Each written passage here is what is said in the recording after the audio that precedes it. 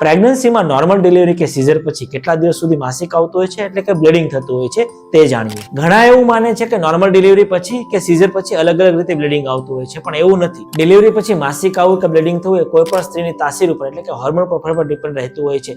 એમને સીઝર થયું કે નોર્મલ ડિલિવરી થયું તેના પર નહીં. ઘણી સ્ત્રીઓમાં બ્લીડિંગ 10 દિવસ સુધી રહેતું હોય છે અને ઘણાને 6 અઠવાડિયા સુધી શરૂ રહેતું હોય છે.